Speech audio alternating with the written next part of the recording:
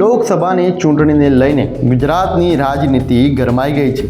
Bharatiya Janata party કે જે 26 બેઠકોમાંથી 26 બેઠકો જીતવાનો દાવાની સાથે 5 લાખની લીડનો પણ દાવો કરી રહી છે, જ્યારે કોંગ્રેસ પાર્ટી એવું કહી રહી છે કે Bharatiya Janata party over confidence છે અને અમને 26માંથી 26 સીટ ઉપર નહીં જીતવા દઈએ।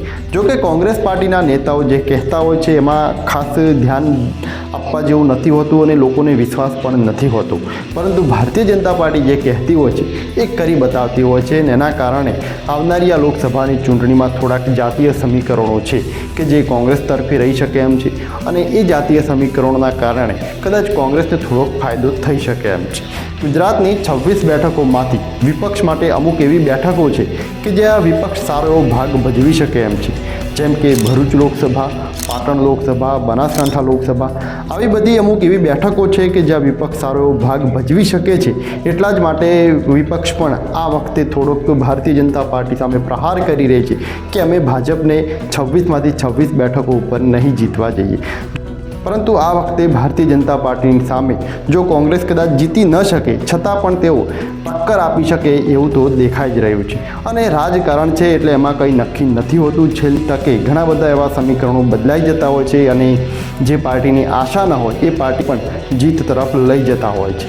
વાત કરીએ બનાસકાંઠા લોકસભાની તો જ્યારથી જ ભારતીય જનતા પાર્ટીએ પોતાની પ્રથમ યાદીમાં બનાસકાંઠાની બેઠક પરથી ડૉક્ટર રેખાબેન ચૌધરીને જ્યારે પસંદગી કરી છે પોતાના ઉમેદવાર તરીકે, ત્યારથી જ એક નામ ચર્ચામાં જોર પકડી દીધું છે કે રેખાબેન ચૌધરીની સામે કોંગ્રેસ આ વખતે જ્ઞાનીબેન ઠાકોરને જ મેદાને ઉતારશે।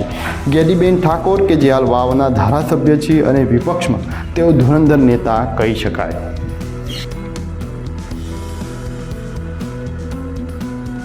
આ બધામાં લોકો એવું માની રહ્યા છે કે રેખાબેનની સામે જ્ઞાનીબેન જ જીતી શકે એમ છે, પરંતુ એના પાછળના જો આપણે કારણો સમજીએ તો રેખાબેનનું કોઈ પણ જાતનું ખાસ એવું વર્ચસ્વ નથી દેખાતું। એમનું જે વજન પડી રહ્યું છે એ માત્ર ભાજપના લીધે પડી રહ્યું છે।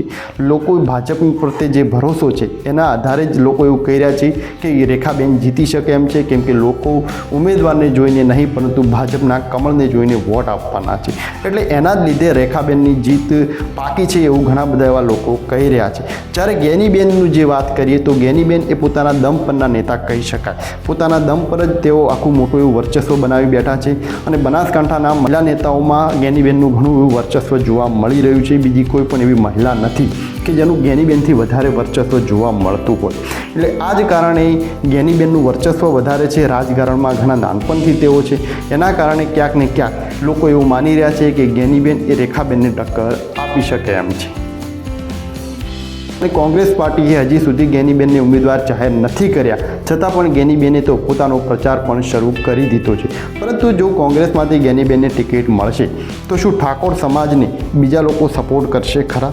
આ વાતનું તર્ક જ્ઞાનીબેન ઠાકોર શું આપી રહ્યા છે એ સાંભળો। અને હું સૌથી પહેલા તમારી જોડે આવીશું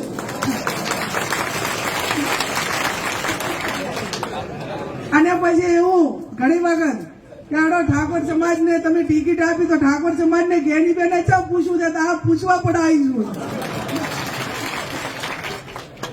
ને બંને બાબત છે। મેં ખાસ કરીને એટલે જયંતિભાઈ બધા આગેવાનોને કીધું કે પક્ષકીય રીતે કોંગ્રેસ પાર્ટીની રીતે તો આપણે દરેક તાલુકા વાઇઝ આગેવાનો જે આયોજન કરાય એ પ્રમાણે આપણે જઈશું, પણ પહેલું સમાજના આગેવાનોને એમ ના લાગવું જોઈએ કે બેન ડાયરેક્ટ અમને પૂછ્યા ઘાસ્યા વગર ટિકિટ લઈને આવ્યા છે, એટલે આ તમને બધાને પૂછવું તમારા ભરોસે આ નાવ તરતી મૂકવાની છે। અને નથાભાઈએ કીધું એમ કે આખી જિંદગી તમે બધાને આપ્યા છે તો હવે એક વખત તમારે તો આપવાનું છે, પણ બીજે જ્યાં આપ્યા હોય લિસ્ટ પડાવજો બાપુ, અને આપ્યા એટલી વખત આપ્યા તો બેડો પાર થઈ જાય, કોઈને બાકી રાખ્યું નહીં। ભાજપના ઉમેદવાર રેખાબેન ચૌધરી કે જેઓ પીએચડી સાથે એન્જિનિયરિંગ કોલેજના પ્રોફેસર પણ છે, પરંતુ રાજકારણમાં તેઓ ખૂબ જ નવા છે। જ્યારે એમની સામે જ્ઞાનીબેન જો ઉમેદવાર આવશે તો જ્ઞાનીબેન એ નાનપણથી જ રાજકારણમાં છે। 18 વર્ષની ઉંમરે તેઓ તાલુકા પંચાયતની ચૂંટણી લડ્યા હતા અને એમાં તેઓ પ્રમુખ પણ બન્યા હતા, એટલે જેમને નાનપણથી જ રાજકારણમાં છે, રાજકારણમાં પોતાનું એક આખું અલગ સ્તર બનાવી દીધું છે, એવા ઉમેદવારની સામે ભાજપના ઉમેદવાર રેખાબેન ચૌધરી કે જે ખૂબ જ નવા છે રાજકારણમાં, તેઓ કઈ રીતે સફળ બને છે એના ઉપર સૌની નજર રહેલી છે। કેમ કે રેખાબેન માટે કદાચ ભલે ભારતીય જનતા પાર્ટી એમને ફૂલ સપોર્ટ કરે, આર્થિક રીતે પણ મદદ કરે, પરંતુ જે લોકોનો વિશ્વાસ કઈ રીતે જીતવો છે એમના માટે એ બધું નવું છે. જ્યારે આ જ વાત ગેનીબેન માટે જો જોઈએ તો ગેનીબેન માટે લોકોનો ભરોસો જીતવો વધારે સરળ બની જાય છે. કેમ કે ગેનીબેન ઘણા વર્ષોથી રાજકારણમાં પોતાનું વર્ચસ્વ બનાવી બેઠા છે. કે આ ઠાકોર સમાજને પહેલી વખત ટિકિટ મળતી હોય તો તમને બધાને ક્યાંક પંચાયતમાં વોટ આલ્યા છે, ક્યાંક તાલુકામાં આલ્યા છે, ક્યાંક જિલ્લામાં આલ્યા છે, વિધાનસભામાં ચોક આલ્યા છે, ચાકના ચાક આલ્યા છે. એટલે આ ઠાકોર સમાજને તમારે પહેલી વખત વોટ આપવાના થાય છે અને પહેલી વખત આલવાના થાય છે તો એક વખત તાકાતથી હાલતો તો આખી જિંદગી અમે ના જરૂર પડાઈએ તમને કાયમી આલ્યા છે અને આખી જિંદગી હાલતા રહેશું. આ એક આટલા પૂરતું સીમિત નથી મોતીભાઈ. ક્યાંક નાના મોટી ચૂંટણીઓ લડવી હોય એટલે અમે કાયમી મોટું મન કર્યું છે અને આવનાર સમયમાં પણ કરશું. લોકસભાની ચૂંટણીને લઈને ગેનીબેન ઠાકોરે ભાજપ પર પ્રહાર કરતા કહ્યું કે ભારતીય જનતા પાર્ટીએ માત્ર ચૌધરી સમાજને જ ટિકિટ આપી છે, જ્યારે કોંગ્રેસ પાર્ટી એ દરેક સમાજની પાર્ટી છે અને દરેક સમાજને કોંગ્રેસ પાર્ટીએ વારાફરતી ટિકિટ પણ આપી છે. બનાસકાંઠા લોકસભાની બેઠક પરના આગળના વર્ષોમાં જો આપણે ઉમેદવારો ઉપર નજર કરીએ તો 2004માં કોંગ્રેસ પાર્ટીએ હરીસિંહ ચાવડાને ટિકિટ આપી હતી, જ્યારે ભાજપે હરિભાઈ ચૌધરીને ટિકિટ આપી હતી. 2009માં કોંગ્રેસ પાર્ટીએ મુકેશભાઈ ગઢવીને ટિકિટ આપે છે, જ્યારે ભાજપ ફરીથી હરિભાઈ ચૌધરીને રિપીટ જ કરે છે. 2013માં પેટા ચૂંટણીમાં કોંગ્રેસ પાર્ટી કૃષ્ણાબેન ગઢવીને ટિકિટ આપે છે, જ્યારે ભાજપ ફરીથી હરિભાઈ ચૌધરીને જ ટિકિટ આપે છે. 2014માં કોંગ્રેસ પાર્ટી જોઈતાભાઈ પટેલને ટિકિટ આપે છે, જ્યારે ભાજપ ફરીથી હરિભાઈ ચૌધરીને જ ટિકિટ આપે છે. 2019માં કોંગ્રેસ પાર્ટી પરથીભાઈ પટોળને ટિકિટ આપે છે કે જેઓ ચૌધરી સમાજમાંથી આવે છે, અને ભાજપ પરબતભાઈ પટેલને ટિકિટ આપે છે. અને આ વખતે 2024ની લોકસભાની આ ચૂંટણીમાં ભાજપે રેખાબેન ચૌધરીને ટિકિટ આપી છે, જ્યારે કોંગ્રેસ પાર્ટી આ વખતે કદાચ ગેનીબેન ઠાકોરને ટિકિટ આપે એવું દેખાઈ રહ્યું છે. એટલે આ રીતે ગેનીબેન ઠાકોરે ભાજપ ઉપર પ્રહાર કરતા કહ્યું કે ભારતીય જનતા પાર્ટી માત્ર ચૌધરી સમાજને ટિકિટ આપે છે, બીજા સમાજોને મહત્ત્વ આપતી નથી. જ્યારે કોંગ્રેસ પાર્ટી એ દરેક સમાજોથી બનેલી છે અને એના કારણે કોંગ્રેસ પાર્ટીએ દરેક સમાજને મોકો આપ્યો છે. જોકે ગેનીબેનની આ વાત સાચી પણ કહી શકાય. અને આ વખતે કોંગ્રેસ પાર્ટીએ બનાસકાંઠાની આ બેઠક ઉપર જો ગેનીબેન ઠાકોરને જો ટિકિટ આપી તો આઝાદીના 75 વર્ષોમાં પહેલી વખત ઠાકોર સમાજને ટિકિટ મળી રહી છે એ રીતે કહી શકાય. કેમ કે આગળના વર્ષોમાં ભારતીય જનતા પાર્ટી કે કોંગ્રેસ પાર્ટીએ હજી સુધી ઠાકોર સમાજને મોકો આપ્યો નથી. એટલે એના કારણે ગેનીબેન માટે આ ફાયદાકારક સાબિત થઈ શકે એમ છે. કેમ કે લોકસભાની ચૂંટણીમાં જાતીય સમીકરણો બહુ મોટો ભાગ ભજવતા હોય છે. એટલે ક્યાંક ને ક્યાંક જે ભારતીય જનતા પાર્ટી છે એ દર વખતે ચૌધરી સમાજને જ ટિકિટ આપે છે. એટલે વારંવાર એક જ સમાજને જ્યારે મહત્ત્વ મળતું હોય તો સ્વાભાવિક છે કે બીજી જે નાની મોટી જે પણ જ્ઞાતિઓ જે રહેલી છે એમને પણ દુઃખ થવાનું છે. એટલે જો ગેનીબેન ઠાકોર જો એમનો ભરોસો જો જીતી જશે, એમને સાથે રાખીને જો એમનો ભરોસો જીતી જશે તો સ્વાભાવિક છે કે રેખાબેન ચૌધરીનું જીતવું કઠિન બની શકે એમ છે.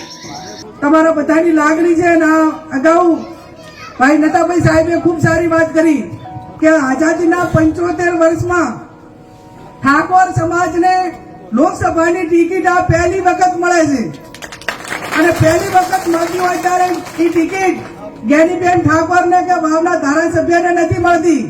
એ ટિકિટ એ ઠાકોર સમાજ બનાસકાંઠામાં સૌથી વધારે છે અને આજ સુધી કોંગ્રેસ પાર્ટીએ તમામ સમાજોને ટિકિટ આપી. જાગીરદાર સમાજને ચાવડા સાહેબને આપી, ગઢવી સાહેબને આપી, ચૌધરી સમાજને આપી, લઘુમતી સમાજને આપી, પોપટલાલ જોશી સાહેબ બ્રાહ્મણ હતા એમને આપી. આ એક ઠાકોર સમાજ બાકી હતો, મેજોરિટી સમાજ. તો આ વખતે મોવડી મંડળે એવું વિચાર્યું કે આપણે એ વિચારધારાવાળાને કે તમામ સમાજોને ચાન્સ આપવો પડે. આ ભારતીય જનતા પાર્ટી નથી કે હળંગ એકના એક સમાજને 8 વખત ટિકિટ આપે. આ કોંગ્રેસ પાર્ટી છે અને કોંગ્રેસ પાર્ટી છે ત્યારે આ વખતે ઠાકોર સમાજને ફાળે ટિકિટ આવે એવું લાગે છે. અને ભારતીય જનતા પાર્ટીએ રેખાબેનને ઉમેદવાર જાહેર કરતાં જ ભાજપના મોટા નેતાઓ થકી રેખાબેને પોતાનો પ્રચાર શરૂ કરી દીધો છે. જ્યારે હજી સુધી કોંગ્રેસ પાર્ટીમાંથી ગેનીબેનને ફાઇનલ કરવામાં નથી આવ્યા, છતાં પણ ગેનીબેને એકલા હાથે પોતાનો પ્રચાર શરૂ કરી દીધો છે. બનાસની બેન, ગેનીબેન એવા અનેક પોસ્ટરો થકી બનાસકાંઠામાં કોંગ્રેસ તરફી વાતાવરણ લઈ જવાનો પ્રયત્ન પણ થઈ રહ્યો છે. અને હજી સુધી કોંગ્રેસ પાર્ટીએ ગેનીબેનને ઉમેદવાર જાહેર નથી કર્યા. તો પણ જો ગેનીબેન આટલું બધું વર્ચસ્વ ઊભું કરી દીધું હોય, આટલું બધો એક માહોલ કોંગ્રેસ તરફીનો ઊભો કરી દીધો હોય, તો જ્યારે કોંગ્રેસ પાર્ટી ગેનીબેનનું નામ જાહેર કરશે, ગેનીબેન ઓફિશિયલી પોતાનો પ્રચાર શરૂ કરશે, ત્યારે કેવી પરિસ્થિતિ સર્જાય છે એના ઉપર સૌની નજર રહેલી છે. અને લોકો ગેનીબેન ઉપર ભરોસો કઈ રીતે મૂકવા તૈયાર છે કે તેઓ જીતી જશે, એના જાતીય સમીકરણો ઉપર આપણે જો નજર કરીએ તો બનાસકાંઠાની આ બેઠક ઉપર ચૌધરી સમાજ અને ઠાકોર સમાજની સૌથી વધારે વોટ બેંક છે, પરંતુ એ બંને વોટ બેંક એ સમાન કહી શકાય 15થી 20%. જ્યારે દલિત સમાજના વોટ એ 9%ની આસપાસ છે, મુસ્લિમ સમાજના વોટ એ 5%ની આસપાસ છે, અને અન્યના વોટ કે જેમાં રબારી સમાજ અને આદિવાસી અને નાની મોટી ઇતર જ્ઞાતિઓ જે આવે છે એમના વોટ બેંક એ 60% કહી શકાય.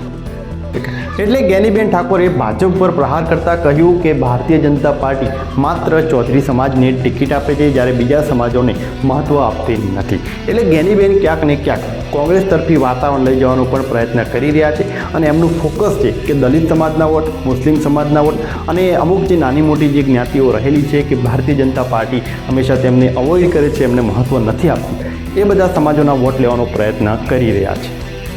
અને ગેનીબેન ઠાકોર એ શંકરભાઈ ચૌધરીને પણ ટક્કર આપી ચૂક્યા છે. અને શંકરભાઈ ચૌધરી કે જે ભારતીય જનતા પાર્ટીમાં ધુરંધર નેતા માની શકાય, ચૌધરી સમાજમાં એમનું વર્ચસ્વ છે, આર્થિક રીતે પણ તેઓ સદ્ધર કહી શકાય. એટલે એટલા બધા પોઝિટિવ પાસા હોવા છતાં 2017ની વિધાનસભાની ચૂંટણીમાં ગેનીબેન ઠાકોરે એ શંકરભાઈ ચૌધરીને સારી એવી ટક્કર આપી હતી, અને એના જ કારણે ગેનીબેનનું વર્ચસ્વ ખૂબ જ વધી ગયું હતું.